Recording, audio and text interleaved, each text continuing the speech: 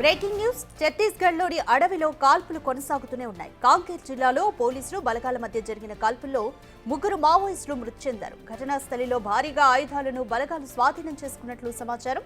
ఘటనలో మృతుల సంఖ్య ఇంకా పెరిగే అవకాశం ఉందని అధికారులు భావిస్తున్నారు. మరికొంతమంది మావోయిస్టులకు గాయాలైనట్లు తెలుస్తోంది. మరోవైపు ఇద్దరు జవాన్లకు స్వల్ప గాయాలైనట్లు పోలీసులు చెబుతున్నారు.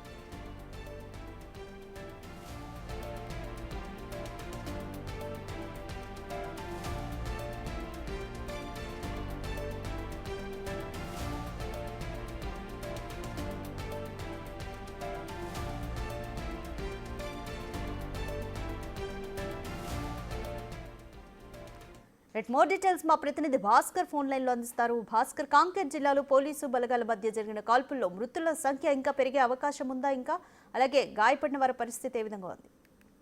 యశ్రాధిక ఇప్పటికే నారాయణపూర్ జిల్లా కాంకేరు సరిహద్దు ప్రాంతాల్లో కూడా మొత్తానికైతే గత 3 రోజుల నుంచి కూడా ఒకవైపున బీజాపూర్ జిల్లాలో భారీ ఎన్కౌంటర్ జరుగుతున్న నేపథ్యంలో మళ్ళీ తాజాగా కాంకేర్ జిల్లా వైపు కూడా మావోయిస్టు సంచరించారనే పక్కా సమాచారంతో ఆ వైపు కూడా భూమిని నిర్వహిస్తున్నటువంటి సైనిక సిబ్బందికి మావోయిస్టు తారసపడడం జరిగింది. ఫలితంగా చూసుకోవడం మాత్రం నిన్నటి నుంచి కూడా వరుసగా ఎన్కౌంటర్లు అడపదాపు జరుగుతున్న నేపథ్యం అయితే ఉంది. ఫలితంగా వరకు అక్కడ మావోయిస్టులు 3 వరకు మృతి చెందగా ఇంకా భారీ ఆయుధ సామాగ్రి కూడా స్వాధీనం చేస్తున్నట్టు తెలుస్తా ఉంది. మరోవైపున కీలకమైనటువంటి పత్రాలు కూడా పోలీసులు స్వాధీనం చేసుకున్నారు. అయితే మరోవైపున ఇంకా ఆ ప్రాంతంలో కూడా చాలా వరకు కూడా కూబింగ్ నిర్వహిస్తున్నటువంటి పోలీసులు ఆపరేషన్ కొనసాగుతూనే ఉందని చెప్పుకోవచ్చు. అయితే ఇవి ఇంకా మార్నింగ్ నుంచి కూమింగ్ అంటే నైట్ అర్ధరాత్రి వరకు కూడా ఎదురుకాల్పులు జరిగినట్టుగా సమాచారం ఉన్నది. అయితే ఈ యొక్క ఘటన సంబంధించి ఇప్పటికీ ఆ ప్రాంతంలో కూడా పోలీసులు కావచ్చు, అంటే డిఆర్జీ, బిఎస్ఎఫ్, కోబ్రా, సిఆర్పిఎఫ్ సిబ్బంది మొత్తం కూడా నారాయణపూర్ కాంకేరు సరిహద్దు ప్రాంతం మొత్తం కూడా జల్లెడబడుతున్న నేపథ్యం అవుతుంది. అయితే ఎన్నడూ లేని విధంగా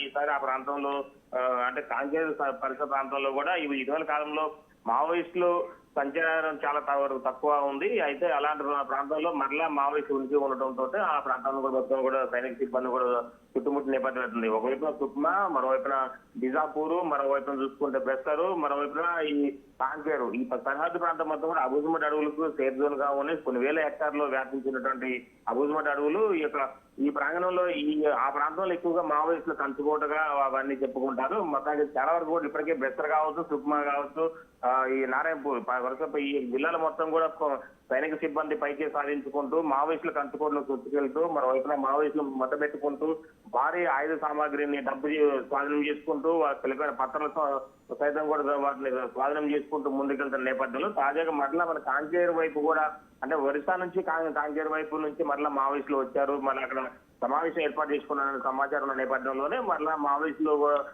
మట్టబెట్టే పనిలో భాగంగా వాళ్ళ ఉనికిని కాపాడుకునేందుకు మావోయిస్టు ప్రయత్నం చేస్తున్న నేపథ్యంలోనూ వాటిని తిప్పుకూడదు. సైనిక సిబ్బంది మాత్రం ఒక్కొక్కరిని చూడటానికి బలి అవుతున్న నేపథ్యం అయితే ఉంది. రాధిక, మొత్తానికైతే ఈ ఘటన ఇంకా కొనసాగుతా ఉంది. మృతుల సంఖ్య పెరిగే అవకాశం మెండుగా ఉంది. మరోవైపున కాల్పులు జరిగిన ప్రాంతంలో మావోయిస్టులు చాలా వరకు కూడా గాయాలైన నేపథ్యంలో వాళ్ళ గూడెంలో ఉన్న వాసులు, పరిసర ప్రాంత ప్రజలు కూడా వాళ్ళని అంతా కూడా సేఫ్ జోన్ తరలించినట్టుగా సమాచారం ఉంది, విశ్వసనీయ సమాచారం.